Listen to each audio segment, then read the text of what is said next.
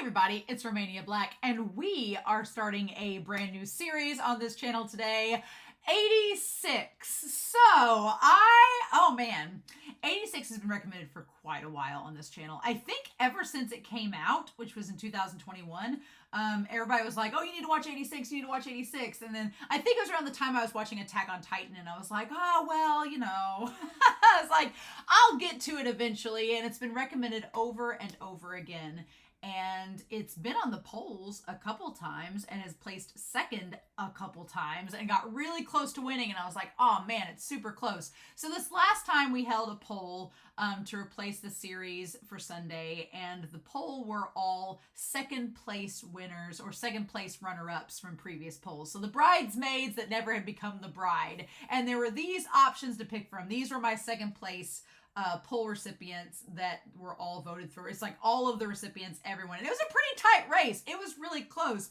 86 only won by 7 votes, which is insanely close. But they finally won, and I was super excited about it. It was nearly 400 votes. A lot of good voting. Good times. Thanks, Patreon, for voting for that. So I am glad to finally be watching 86 because it's been recommended, like I said, on this channel consistently for several months now, and now I can say I'm finally watching it.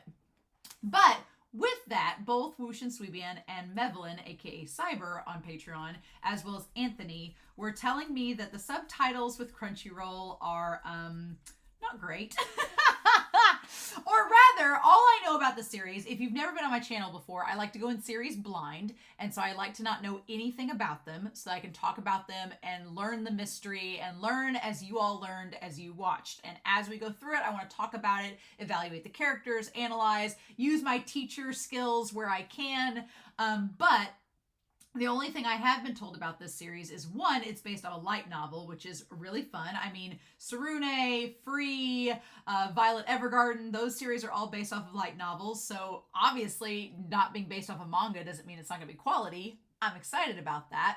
But two, the other thing was that apparently the streaming service that I'm watching for this series, apparently they don't do a great job with the subtitles in some episodes, especially towards the latter part of the season, and the subtitles don't exactly match the content of the light novel, and there's a lot of discrepancy with that. So it had been recommended to me that for certain episodes, there's actually a fan translation group that decided to do their own translations and make it more akin to what it should read from the novel. And I'm all for that. I'm like, you know what? It's one of those things we were talking about in the Discord where I feel like as companies get a monopoly on things, they just feel like they don't have to try as hard because they know that they have your money. And so I feel like we were talking about it ever since certain subscription services have absorbed others. They're like, oh, I don't have to try as hard. And I feel like that's why there are still a lot of independent fan translation groups that work really hard to bring, you know, accurate content. And then, you know, there are fan translations that like throw curse words every 5 seconds. But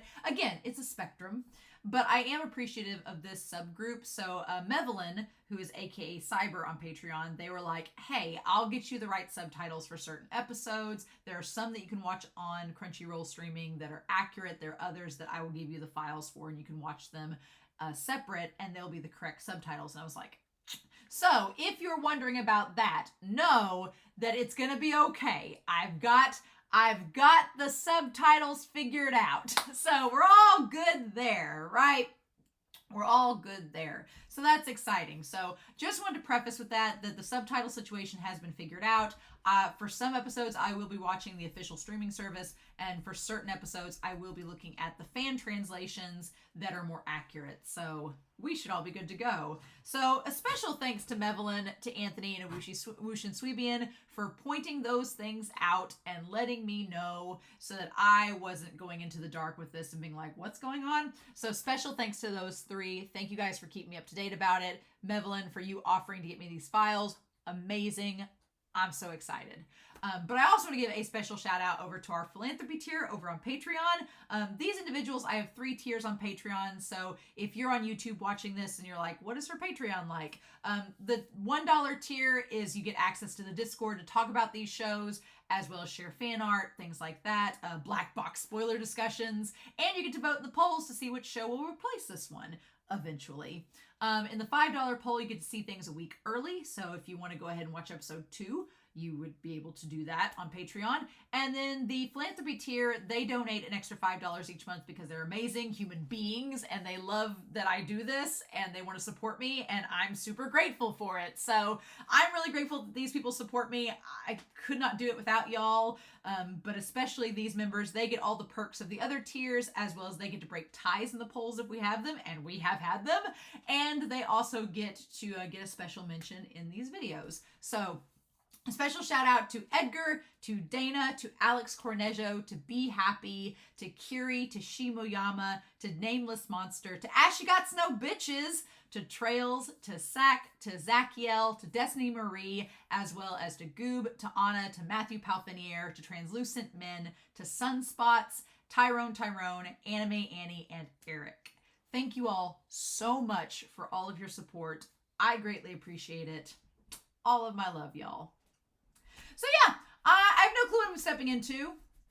The only thing I kind of assume is that it was recommended around the time I was watching Attack on Titan.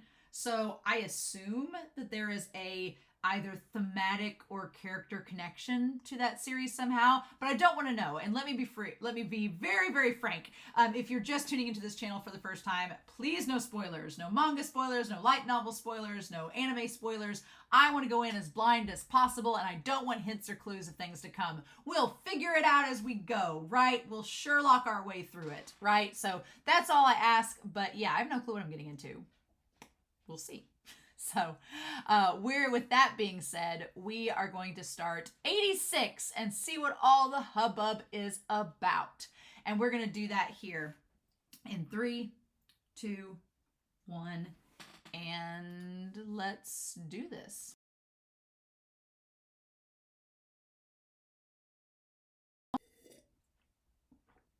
Wow. I don't think I've been that quiet in an opening episode for a series ever. But I was so enthralled. It just like, this show just like sucks you in and you're just like, what is going on? So, okay, first and foremost, because I'm after watching this episode, I'm like, first and foremost, I know it is going to be super tempting for people in the comments to try and explain things to me and correct me if I'm wrong and tell me things I'm leaving out of the discussion and things like that. And I do appreciate people that want to take the time to help inform me. However, this type of show, I think, will be best enjoyed by me as a content creator and as a reactor is if you just don't do that. Don't tell me answers. Don't correct me. Don't say, oh, well, actually, it's this, or you missed this part. No, let it go and just make your notepads, take your notes down, and just save your notes for when the series is over and tell me all the things that I missed, because I'm not dumb. And so as a reactor, if I missed something this episode, it may hit me later on and I'll be like, oh my God, that all makes sense now. I love being surprised by shows. I love if I miss something and then it gets brought up later and it's like, oh my God, a revelation. I love that. I don't mind being wrong either. I don't mind. I actually like making theories and then I prove to be wrong. And then I get surprised by what is actually going on. It's like, oh, cool. So if I posit theories, if I say things, and if I'm off the mark, please don't waste your time in the comments trying to correct me, because I'm not going to read those comments, okay? So just don't, right? I want to be as spoiler-free as possible. I like reading people's comments in the comment section, but I want to find out things as I go. And I have a feeling this is going to be one of those shows that is going to reward you when you go in blind. You're going to be surprised and excited by the things that you find out, and so I want that to be true. So please don't. I feel like this sweater is very appropriate, though, now. Oh, my God. This series, right off the bat, you're just like sucked into it. And it's like, oh, Whoosh and Sweetman had said that the sound design was really, really good on this series and to listen with headphones. But unfortunately with my setup, if I listen to headphones, there's no sound in the reaction for you all. And I don't want you all not to experience it. So I'm just making mental notes of that as we go. There's a lot of theories to posit. Lots of information. I was trying to like follow all the info that's on the screen. And I can definitely see already a little bit of comparison to Attack on Titan in the idea of people fighting wars for other people, in the ideas of people being subjugated and being oppressed, in the idea of this hierarchy and this class status shift. There's something more to it. There's a lot more to it we don't know yet, and I'm excited to know what it is. But with that being said, we're going to find out, right? So we need to go through this episode and see how long this takes us to get through, because there's a lot of information to claw through. I love the idea of the train tracks and following the tracks from the very start. So we're going to put some information out to the side here, and there's going to be a lot more information up here. We have Lows and Grawwolves. So we're going to put Lows and Grawwolves up here as being units. They're going to, I feel like this is a puzzle that I'm going to slowly piece together over the course of this episode. I'm glad we got as much info as we did.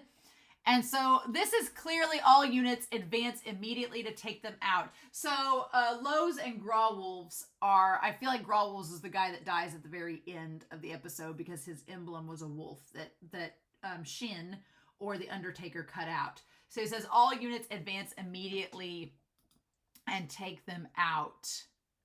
Okay. Though with that many of them, I bet you're all going to die. Okay, so this is not the Undertaker talking. This is someone else on the other end, one of the handlers talking, correct? Yeah, this is the handler talking. And he's like, go and hurry, go pigs.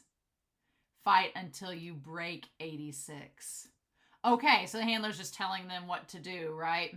And then we have the Undertaker who has the skeleton without a head with the shovel. Ooh, I love that. I love that symbol there. And they're just like laughing about it, right? Because, yeah, the handler sounded kind of crazy in this. Now that we know what it is, he's like, what is this? And he's like, stop it. What does he say? Stop it, stay away. And telling them to shut up. Oh, okay. And then there is the Undertaker there, huh? Okay, so curious. All right, so the one handler, so we have this concept of the handlers. And the handlers are considered the quote-unquote operators of the units themselves, right? So we'll make note of that. It seems like the handler that was with that unit goes crazy. Now, it says with 86, yeah, it says that, and they call them pigs. So we'll put over here, we have the 86 is also known as pigs. And that's all we know about them so far. Interesting. Okay. There's a lot of dates and times that are thrown around here that seem like they are of consequence. We see the girl, Lena. We see Lena with her father and mother, and she's by herself in that picture, even though she's with some other girls. I'm assuming they're girls that she went to school with, because everybody in this freaking city looks the same. It's like they're all inbred. And I'm like, oh, well, making a statement, right? Making a statement. And she's dressed, and at first you think that the outfit she's wearing is unique, like it's a military dress, but literally everyone in the city is wearing that military dress. And she has a military strategies book that she has notes and stuff through. So just right from the start, there's this interesting dichotomy where she has military strategies, she looks serious, she's taking her job as a handler and an operator seriously, but then on her shelf are like stuffed animals. So I like Lena's character so far. I like her a lot. I started another show today that has a similar character to Lena, personality-wise. So I'm happy to get some female main characters up in this. Let me say, I've been watching a bunch of male characters for a long time. Getting a good female protagonist. Let's do this. But she salutes the flowers, which I'm curious are like, steel magnolias. But the flowers, it's interesting, like the petals are coming off. And she salutes it. Now, her father's dead. So we established with Lena's character. So Lena, her father is dead. And then her mom wants her to marry. Interesting. Which, I mean, I have had friends that have been in the military, and it is common practice that it's like military life. If you're in the military, you get married with somebody like pretty quickly. I don't understand military culture in that way, but that's just, I've had friends in it, and that's just the way it goes, and that's just part of it. So I assume that's just part of the thing there. So dates that we need to keep track of. We have May 13th. May 13th. The big thing is that it is stellar year 2148.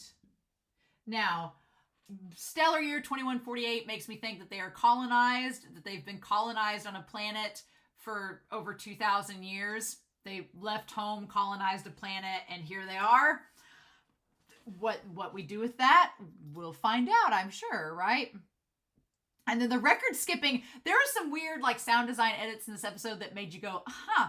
And one of them was like the record scratching. It was very obvious. So we have here an egg and bacon, and there's toast and butter, and then there's like supplemental pills and little things that look kind of foreign, right? And alien.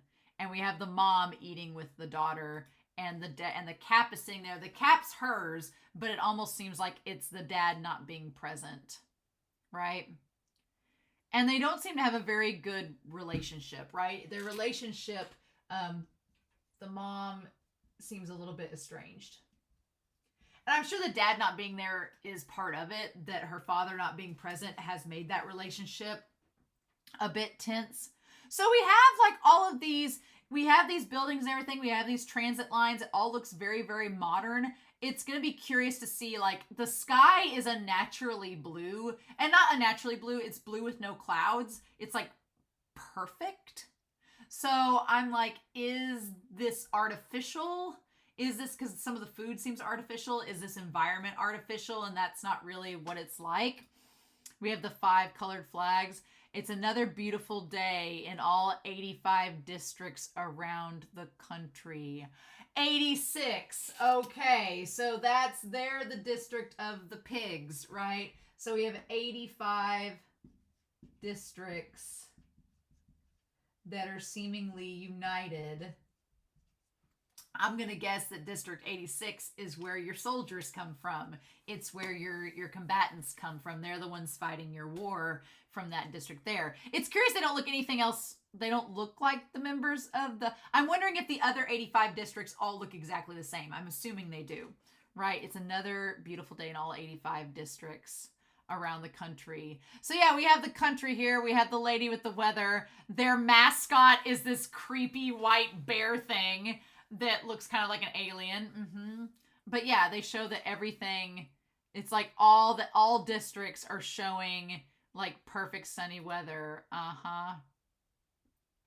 Yeah. And so then it's, why not go out with your friends and family today? And it's like everything seems perfectly normal here. It's all industrialized. The weather will be a little worse tomorrow, but you won't need an umbrella. And then we see like all of the people, all the statues, the art, everything. And everybody looks the same. And they're like, have a great weekend. Interesting. So she's like in her military gear. And today's update on the war from San Magnolia Military Headquarters. The update on the war. And some people, everybody kind of looks up to see what it is, to see what the news is. But Lena especially does. So, okay. The Legion mechanized infantry drones. And it says battle statistics. And it's like showing these drones. Okay. So we have the Legion. And it's mechanized infantry drones. Okay. And it shows them like moving outward away from the districts belonging to the Giadian Empire. Okay, so there is Giadian Empire, and they're the ones that the drone strike is from, and it invaded Combat District 17 is where they invaded. Okay. Belonging to them that invaded. Took severe damage from our own nation's unmanned combat units. the juggernauts and were forced to withdraw. So there's these things called juggernauts. And they're supposedly unmanned that are fighting them. Okay. And forced withdrawal. And then we see the juggernauts and what they look like. The damage taken by our side was minimal with no human injuries or fatalities. Combat via highly advanced, ethically responsible drones. Okay. Have resulted in no zero fatalities on our side. The day when our nation's righteousness finally smashes the evil remnants. Oh my God. Yeah. Of the wicked empire is not far off. Oh my God. So apparently this is described as this wicked empire. And there are no fatalities. Now, from watching and reading other series, I'm going to assume that, yeah, they've been telling everybody, it's basically the entire country of San Magnolia, they believe that they're using drones to fight drones, when in reality, the members of 86 are the ones manning those drones. They are dying, but we're not telling the people that, because if the people know that there's actually humans involved in the drones that are getting killed, then they might get a little bit questionable about the government and what are we doing and where are these coming from and oh, these poor people. And we can't have that. So, but there's a lot going on that's really weird about this, right? So the question is, the members of 86 don't look anything like the other districts. So I'm like, are they prisoners of war that are being forced to fight this war for their freedom?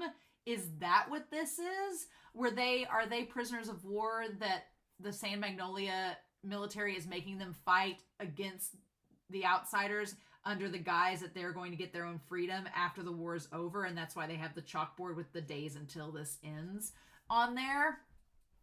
Maybe. It seems like, I'm like, because why would you fight against other people if you're not part of that country? What is your incentive to do it? Like, because you would think they're being forced, obviously, but it's like no one's there to keep track of them. Nobody's checking up on them. They just have little things in their ears and that's it, which would seem like it's literally like a tag for a pig. Honestly, my family used to raise pigs, and my brother showed pigs, and when you show them, there is a tag you put in their ear, and that tag identifies them. And it usually has a number on it that if like one of them gets a disease, and let's say like a disease carries over and gets in a food supply, they can trace it back to that pig and know where it came from. And that's kind of the reasoning behind it. It's an identifier. So the tag in their ear they communicate with is like a tag in a pig's ear. It's creepy. But yeah, I'm like, were they taken into custody as kids? Were they orphans that were like taken from other places and like brought here and been like, oh, you're going to grow up and be soldiers for us, and we're going to put this tag in our ear and have you communicate? Because they're all pretty young. They're like 20 and under, it seems. Like, they're not very old, this unit is. So it's like, were they taken prisoner? Were they taken as orphans and brought here against their will and made to be soldiers and promised that once you help us win the war, we'll give you your freedom? But then where do they go if all the members of the district look the same, or are they assuming they're not going to live through it? You could just dive in a rabbit hole with this, right? Right? And then Lena, it says, glory to the Republic of San Magnolia and to the 5-color flag. And you've got the colors of red and blue and white and black and gold. I'm excited to know, like, I'm assuming we're going to get more into those colors as we go on, and like, why are there 5? What's the meaning behind it? I mean, flags have a lot of symbolism, so I'm curious to see what all we get. But we have the sword and the magnolia and the crown. And it's funny because you have the ribbon on either side kind of comes up and looks like a snake. Fun times. But yeah, I'm curious to see what we're going to get out of this. So yeah, the San Magnolia military headquarters, and it's just all these guys that are just getting drunk. They're not doing anything. It's, again, like another series that I've watched. It's, they're not really having to do anything. They just sit around and these guys fight the war for them. So you have all of these officers. These officers are just drunk and lazy. They don't have to do anything. Most of them are guys too, which I feel like, you know, sends a message to Lena that she's like, And we have this woman that's at the lead, right? So she comes in and they're like, oh, good morning, Major. And I don't blame her for not being married. These guys all look like douches. And she sees this woman who's like at the head with the sword charging forward. Whoever she is, I'm curious. She seems like the founder, right? Who is she? The pigs were crying their heads off yesterday. It was a crazy fight. I bet at least 5 of them died. Not that any people were on board. And they all just kind of laugh about it. The doll-loving princess is glaring at us. She's like, yeah, because these are people. Like, she seems like she knows. She seems like she knows that they're humans dying in this war, and they're just playing it off like it's nothing and not taking into consideration this loss of life.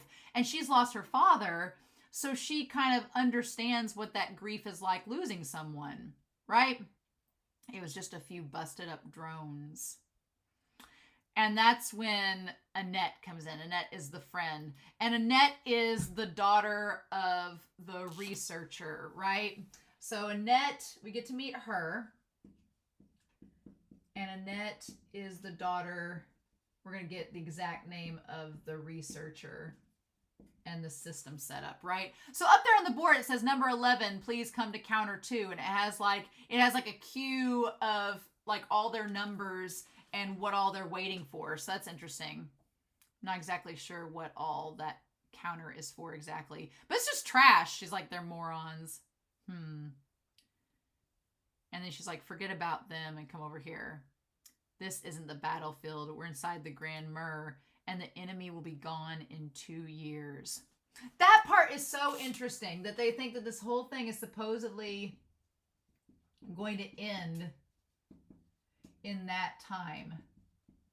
So I'm like, are the wars just set up and timed? Why? What's the point of that? Why? I'm so curious to know, like, why do they have a timer on this war? Why do they think it's going to be done in 2 years? What is, if it's all a setup and it's just a fake war, what's the point of it? And why are these people in the 86 dying? Like, what's up with that? Why is that? Why do you know the enemy is going to be gone in 2 years? Why are you taking it seriously? She says. She's like, this country's conscience has gone away. Yeah, like if you're intentionally putting these people to war to kill them as a scapegoat, why? Why go through all this trouble? Why have a war anyway? And then she's like, I don't want to listen to your speeches. Like the entire country is like completely desensitized to the idea. Most of the people that aren't in the military don't believe that anybody's dying in the war, and the ones that are in the military that know are so desensitized, and they can't see the people that are in the machines, because she talks about that later, about if you see the people, it'll mess with your brain and fry it. Hearing it is bad enough. So it's like, okay, she's like, what's that processor's problem? He's just a part. And this guy says, that's right. It's like, we're from District 1. Why do we have to listen to the bitching from the pigs in District 86? Huh. Yeah, he's just a part.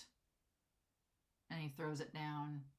And she's like, why do you care so much about the drones, Lena? And Lena's like, they're not drones, they're people. They're not drones. She's like, yeah. And then she says, I'll try again. Why do you care so much about the 86?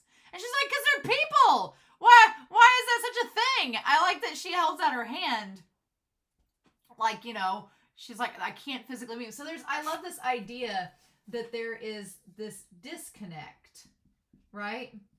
There's this disconnect. And if you can't physically see, then you can kind of like, it's one of those things that's like out of sight, out of mind, right? I'm very curious to know, like, why everyone else is so, like, has no empathy for these people. Like, they clearly know that they're dying for them, so why is there no empathy? Lena clearly has empathy towards it, so what's the deal? And that's when she gets the call. She's like, the battlefield calls, milady. And then we see the back turned with the flag. Interesting. So yeah, so she goes into these stations. There are all these stations that are lined up. I'm curious about like where, so there's different squadrons. So 86 maybe is a very big area.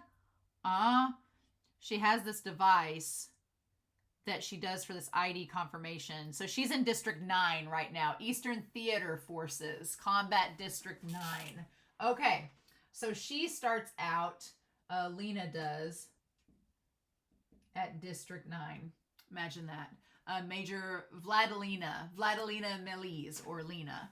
Okay, and she's Eastern Theater Forces. Okay.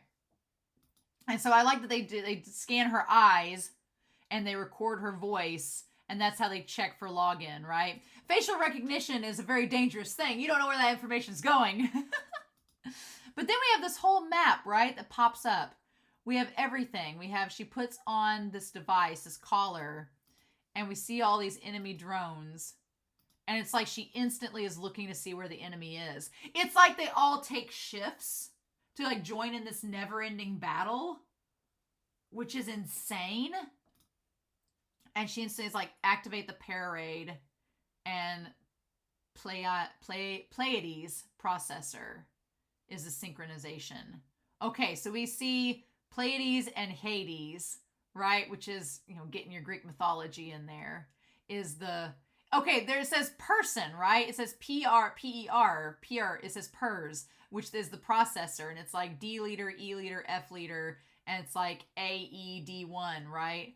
And so then it shows like their speed, their temperature. I guess it's like, is it altitude where they're at? But we get the idea that Pleiades is one of the leaders that she knows, right? That is one of like the main people, the Pleiades processor. So Parade is this device that synchronizes them with a person. Okay, so it says, yeah, there's a Parade. It's putting it with them. So we have this idea of the Parade, and it syncs them to where they can hear her. Okay. Maybe it does more than that. But yeah, and then it shows that they're connected and they're synchronized, and it says handler 1. Okay. And she says, Pleiades to handler 1. The channel is clear. Be careful. And she like tells them where the firing range and everything is at. And says, every time you're so kind to us, Inhuman 86. And it's almost said, kind of like with a little twinge of like, you're such a nice lady to us Inhuman monsters, right? Because that gets like under her skin a little bit. But then it shows like, it is very sweet, human lady. Like just playing up the fact that they're not human, supposedly. To like tease her. And so then it cuts to her uncle, Jerome, who is changing her assignment. And he's got like the scar. Now he has scars on his face. He has scars on his face like he might have actually seen combat, right? He has scars on his face like there may have actually been combat experience there. So that's interesting. So I'm going to be curious to know like when exactly did the parades get set up? When did all of this take place? How long has this been going on? I feel like we're going to find out. And he says that one of the unit's handler is retiring from his post. Which is the guy that went crazy in the beginning of the episode. And so they need a new one. I feel like this is very interesting. If they can't leave their post until a successor is decided, it's a unit defending an important base. And they're like, yes, it's line 1. It's the very top of the line. List of processors. Okay. So we have all of the processors. It says Operation 1st Combat Region Eastern Theater, 1st Division. It says there are 6 platoons. Subordinate unit, 6 platoons. It's like Spearhead is the 1st UTV squadron and order of battle. Okay. So we have the different processors here. Undertaker's the first. Falk, Fafnir, Helianthus, Werewolf, Griffin, Manticore, Laughing Fox, March, let's see, Black Dog, Snow Witch. Interesting. This is Spearhead. Okay, so these are all the process. So the processors are the people. Okay. And there's at least like 22, there's 24 in that unit. So there's 24 in Unit 1. Okay. And subordinate units, 6 platoons. But of the 24, 2 at least have been destroyed. I think Werewolf, number 6 or number 5, gets destroyed by the end of this, right? Either of them or Black Dog. One of the two. And Undertaker is the first. Okay. Which is such a crazy thing, because it's like giving the processors like nicknames like Undertaker is a way to dehumanize them and a way to separate from getting to know them, because there's that distance there again. Okay. And so the squadron leader is Processor 1, which is Undertaker. It's comprised of veterans from across the Eastern Theater. Okay, so these are all supposedly veterans. But they're kids. I don't like where this is headed. Not one bit. Yeah, an ace unit, you could say. And they're an ace unit, but they're all, when we finally find where they are, it's like just a hodgepodge, right? They're like this ace unit, top of the line. So they're like the first unit in Division 1, right? At the front line. So there's 84 other divisions, supposedly, that are getting monitored by other handlers. So this unit of 86, this district, is it huge? I feel like it is. I feel like it's huge. I mean, if you have 85 other divisions, or I feel like it's a lot of people. What's interesting here is that he talks about her being the youngest person to be ever into the post of major. Now, the question of that is, how much of that is her actual talent and how much of that is nepotism? Because her father and her uncle seem like they were really big military figures. So I'm like, was she appointed as major at such a young age because of her actual intelligence and skill? Which I do think she's intelligent and skilled. Don't get me wrong. But I'm wondering to what degree did the nepotism play into that, because her dad and her uncle seem like they're pretty high up there. So there's that to consider as well. Like, did they get her the post because of that as well? Don't make any unnecessary enemies by being too humble. And she's like, sorry, Uncle Jerome. And then Vaclav would be proud. Vaclav has amazing hair. Like, dude has great hair. Just saying. She inherited some good genes there. Right? He seems really nice, so I'm curious. Very curious indeed. I don't know. The animation style is also very similar to Violet Evergarden in a way, so especially in how the men are designed. So that's curious to me. And so he asks about her mom, and he's like, we can't find anyone willing to take on the role because of the Undertaker. And she's like, well, why would anybody? Surely it would be an honor for them to command them, right? And they're like, sure. But the thing about it is the commander unit's name Undertaker. There's a story behind it. And he's like, they call it the Reaper. It destroys any handler who tries to take it. The processor destroys the handler, not the other way around. Yeah, so it's been known that the handlers destroy the processors in the it's like Battleship in this game, but in this case, the processor turns it around. And he's like, look, I don't have time to play games with you. What I'm telling you is absolutely serious. They all request to retire or they change units, but some have even committed suicide. Now, I'm very curious about this because, I mean, did he put her in charge of this unit because she knows how empathetic she is and he thinks that maybe she can, like, tame the beast or whatever and tame the Undertaker, and that's why he puts her on, which, I mean, cool, But I don't know if I was her uncle, if I would be like, you're resourceful. I know some of these people have committed suicide and everybody else is left, but you've got this, right? Right? I feel a little bit similar to Lena. I used to substitute teach before I got my job that I have now.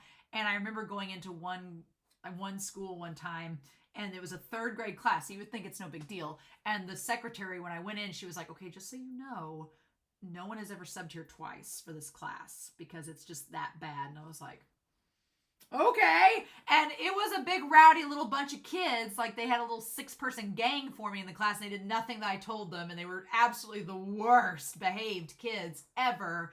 But I was like, okay, well, you clearly wanted me to sub because you think I can handle it. Cool. And that's kind of like what this situation feels like. The uncle's like, you are a prodigy. You're really smart. You're your father's daughter. I can trust you to do this, right? And it's like they say they're haunted by voices of the dead. Now, I feel like the Undertaker maybe like makes them, I don't know, it's interesting. So I'm curious because it seems from the outskirts of things like they can only, here's the thing that's interesting. So at the end of the episode, when she tries to sink into the Undertaker, everyone in the room hears her, even though it supposedly is only syncing up to one person at a time, right? So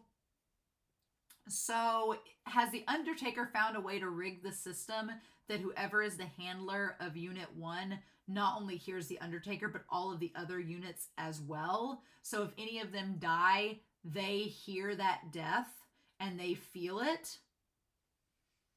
Maybe. I don't know. I feel like we're going to find out what that Voices of the Dead is as it goes. And he's like, well, you could refuse, Lena, if you don't think you can handle it. You work too hard anyway. I'm like, if she works too hard anyway, why'd you offer the job, dude? And he's like, their office, what does he say there? He said a handler's job is to monitor the unit and keep their commands to a minimum and let the local commander take control. So basically, he's saying that like all a handler is supposed to do is just do a minimal command to the head or commander, and they handle the rest of the unit. So she's just supposed to overlook and give like over the top surface level commands to the Undertaker, and then he's supposed to convey that to all of his other people. Gotcha. And she's like, I'll manage Spearhead, be its command and leading officer. And he's like, you don't have to do more than your job. Stop trying to interact with the processors. And she's like, it's a commander's job to know her men. So basically they've gotten into this system where they don't get to know the members of 86. They just order them around. They don't let it get personal, and that way you keep that distance. But she's not like that. She's like, I'm a commander. These are my men. I want to know them. Which is why she feels so empathetic when they die, because she's tried to get to know them and the others haven't. He's like, stop putting the numbers of fatalities in your reports. There are no humans on the battlefield. But there clearly are. Officially, there are no humans on the battlefield. And I'm like, but he knows that's a lie as well, because there's all their names there, right? All their names are listed, you know? So there are no fatalities. And she's like, that doesn't mean we can't ignore them. What we're doing shouldn't even be allowed. Yeah, I mean, it is very inhumane, even though they're trying to play it off as something not.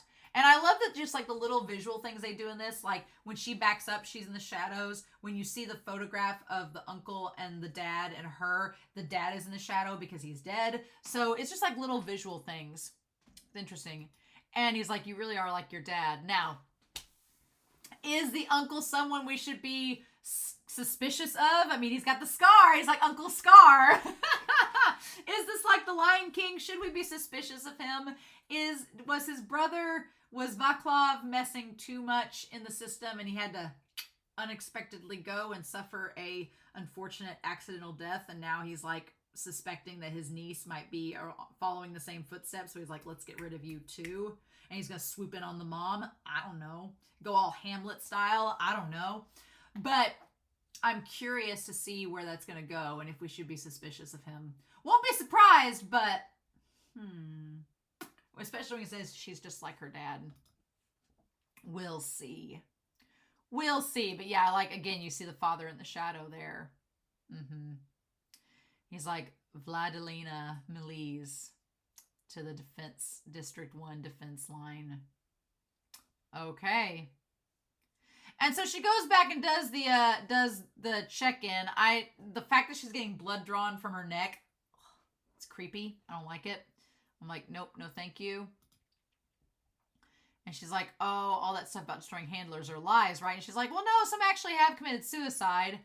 And so, but the thing of it is, Lena's like, well, did you all check into it? And they're like, well, we thought it might be a problem with the machinery, with the para-raid, but quitting isn't a big deal, but suicide we have to look into. And they're like, and we didn't find anything. She's like, the handler was dead. How are we supposed to investigate it?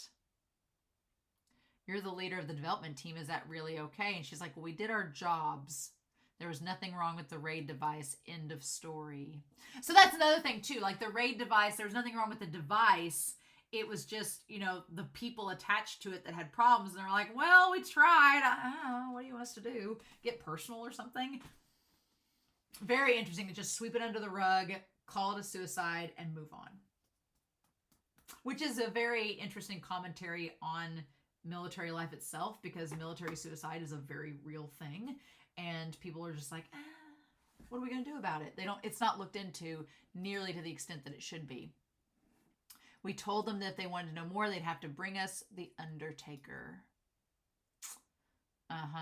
But those idiots in the transport said this flight has no seat open for pigs. So there's a transport, right? So there is this thing of transport, and there is the idea that they could travel to where 86 is. They could travel to where the Undertaker is. So that's interesting. Which is this setting up, is this setting up a dynamic between her and him that they're going to, eventually meet together and see one another face to face? Oh, I hope so. This does not seem romantic at all in episode 1. None of this seems romantic at all, but my little shipper heart is going to slowly hope that it does. My little shipper heart's going to be, beating, hoping that it happens, so we'll see. We'll see. But yeah. So, then you didn't talk to the Undertaker. We just read the report. No idea, they said. And all they said was, I see. So wait, what did they say? Okay, so they told about they said, we told them. Okay, I want to go back to this and say they told the Undertaker. So, she said, then you didn't talk to the Undertaker. And we just read the report. No idea, they said, why it would happen. We told them about the dead handler, and all they said was, I see. Well, they are in 86. So they're saying, they wouldn't expect someone from the 86 district to understand or empathize, which is pot calling the kettle black. And the fact that he just wouldn't give anything away of why it would happen. They say it's not out of the realm of possibility that a para-raid can cause insanity. So that's good to know, that the stuff you guys are doing can affect your neurological senses, right? Sight, touch, hearing, taste, and smell. And what does it say here? It's there's 30% power of something. It says stages with 50%, and it says 10% of college something. A para-raid can cause insanity. You're putting extra pressure on the part of the brain to allow it to share sensory data with a completely different person. So yeah, you're basically sharing sensory data with something that doesn't seem like it should be possible at all. And in doing so, it's causing your brain to go into overtime, right? And we only use it to share hearing. Okay, so they've done the data and all they do is share hearing, and that's still enough to because yeah, it's the brain power it would take for you to sync up hearing with someone can cause insanity. They don't sync up taste, sight, smell, or touch. But does that mean that they've not done it before? Possibly. And then they discovered, oh no, it's too much. it's too much to empathize with the person. Hearing is bad enough.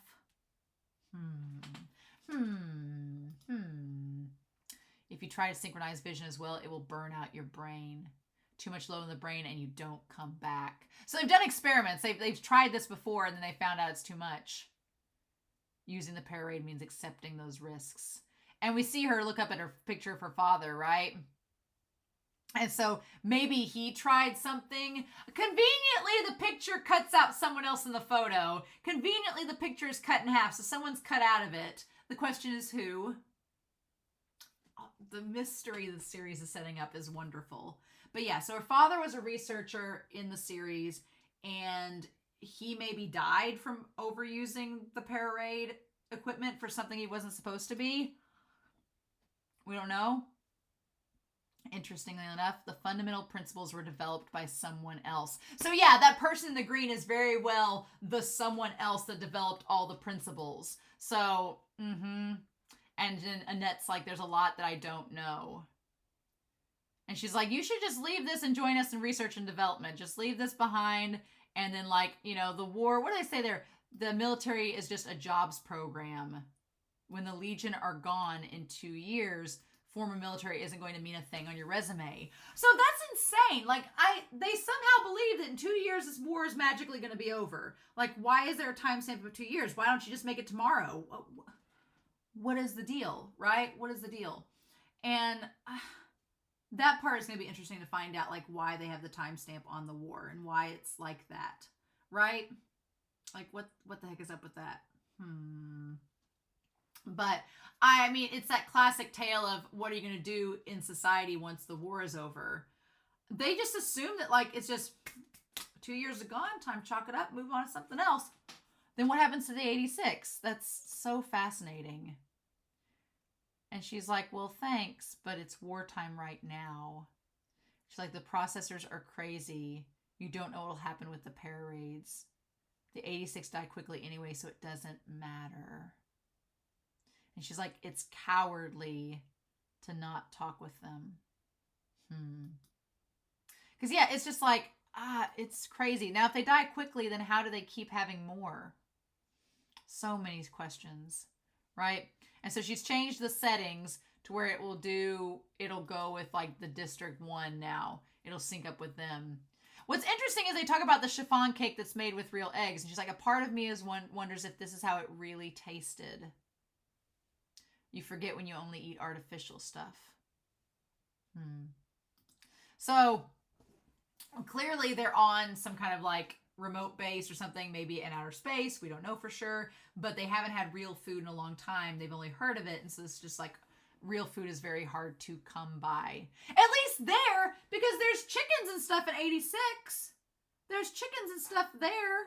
So how does that work? Why do they have chickens and like real shit and you guys all have artificial stuff? Like, what is that, the sacrifice you had to make to be fascist?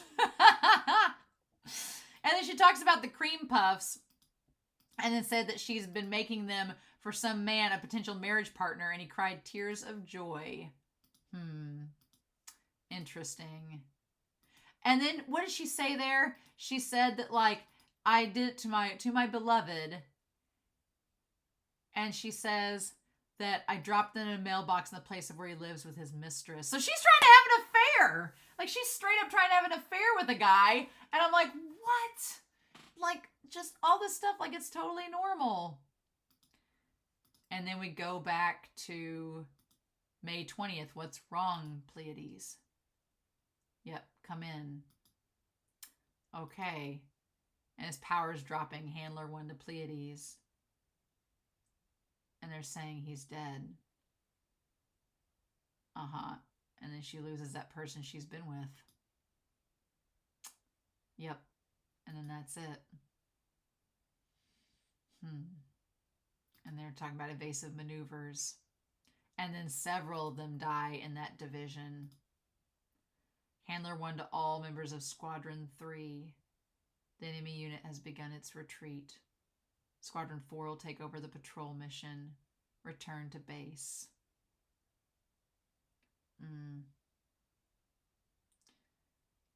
And she says Pleiades and the other 6 who died. I'm so sorry about them. And they're like, oh, thank you for your kind words, Handler One. And I liked it, like, it's so crazy because she feels really bad. Like, you can tell she really liked Pleiades and related to them and the crew and the members there, and she feels so sad they died. And on the other end, because the people in 86, you know, they're having to do all the work, they probably think she's not, they don't know how sincere she's being. All they can hear is a voice. And so she says Squadron 3 will be reformed. So basically she's like, okay, Squadron 3 is done their job. Now I'm going to leave and take off for the day, and a new squadron of 86 are going to come in with a new handler and take over and keep fighting off the drones that are trying to attack us. She says Squadron 3 will be reformed with a new handler. Huh. Interesting. Thank you for everything.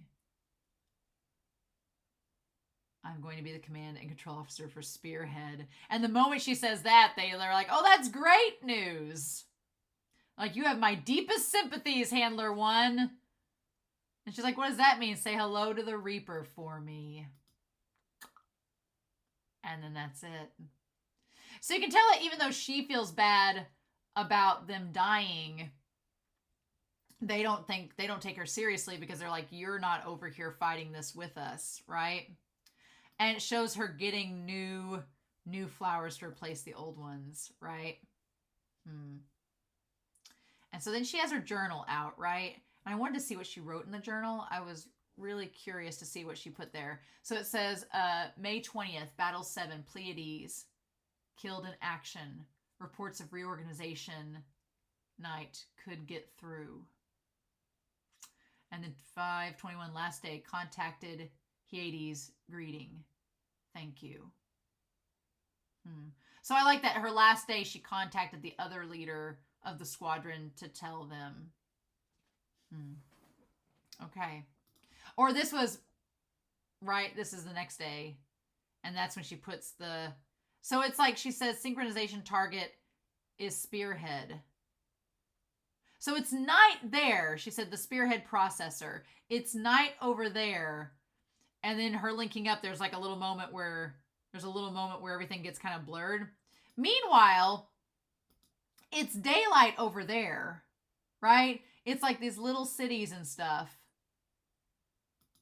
And everything is just run down and ragged, but it's daytime over there. So there's a time zone difference, at least, right? But we see the Undertaker's bed. There's like nothing on it. He just has books. And he has an old refrigerator with books.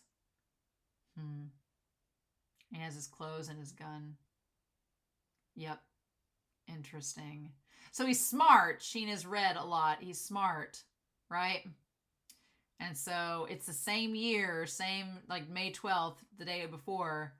And so it shows them like there's dartboard. There's all this stuff here that seems modern. It seems just as modern as what's over in the other place, right? Maybe it's like hand-me-downs or like junk or trash that people have like thrown out. I wouldn't be surprised if all the stuff that ends up in 86 is just trash from the other 85 districts. It's like, here's stuff we've thrown out because we don't want it anymore. And they're like, you know, street rats that have taken it all in. But they all wear the same uniform. They just have different clothes under it. And then cleaned up, right?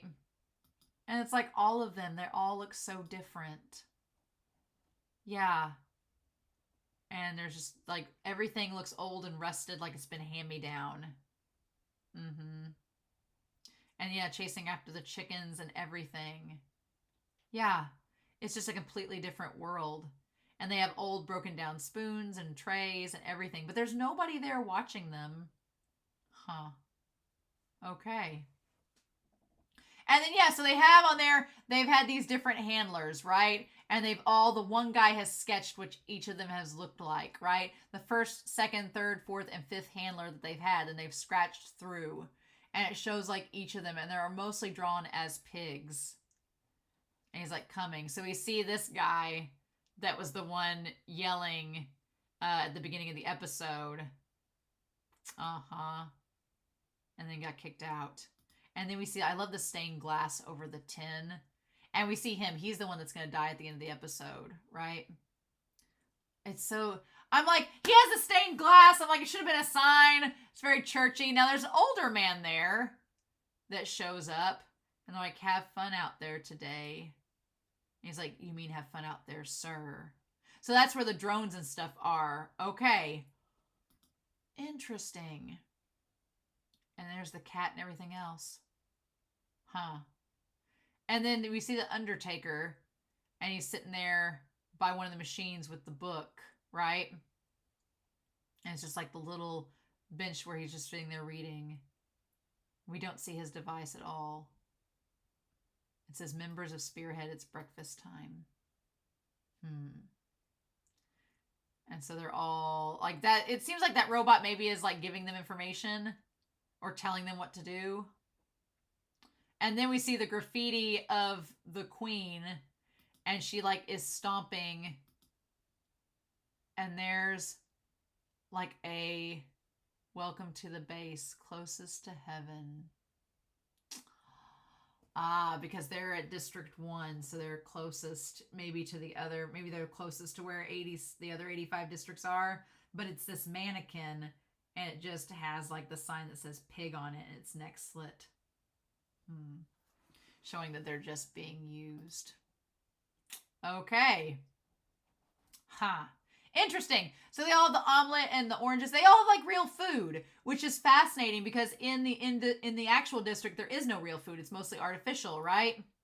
But here they have like actual omelets and stuff. I want to see how many people there were there. So there's 1, 2, 3, 4, 5, 6, 7, 8, 9, 10, 11, 12, 13, 14, 15, 16, 17, 18, 19, 20, 21, 22, 23. So there's at least 23, right? Possibly. Okay. And that's the unit, basically. All right. And they all just look like this big family, right? They're all this big family just getting along. And they're like, our handler went crazy, right? Like the one in the battle yesterday. That one's not coming back. And they're like, yeah, I heard it. And it shows them all going, and they're like making fun of the fact that they're going crazy from the synchronization, right? And she says to stop it. White pig always does that. Yeah, that whoever comes next, the same thing will happen. Everybody was able to go yesterday, right, Sheen? And he's like, yeah, it's fine. Okay, so Sheen is his name. Okay. Just making sure. And they're like, if we're going to die, we'd rather have the Reaper guide us. So yeah, they've all basically come to terms with the fact that they could die at any time, and they're going to let him be the one to lead them through it. They consider him like their leader, which is crazy. No pressure to him, right? Like, what does that do to his psyche, right? And he just has to treat it like it's no big deal. It should have been a sign. The black cat went after him. And then there's the squadron and them going back. Okay. And all the drones and everything. And it's just like, it's this horrific stark contrast of them all hanging out, like having this breakfast and laughing and having camaraderie. And then they're on the battlefield. And it's like everyone is just stone cold. Like in an instant. And then we have the wolf, right? That's been shot through. Oh my God. And then it's just like you see through the drone like the blood seeping out. Yeah, no humans involved, right? And they can hear it all because they can all talk to one another. Yeah. Oh my God. And so yeah.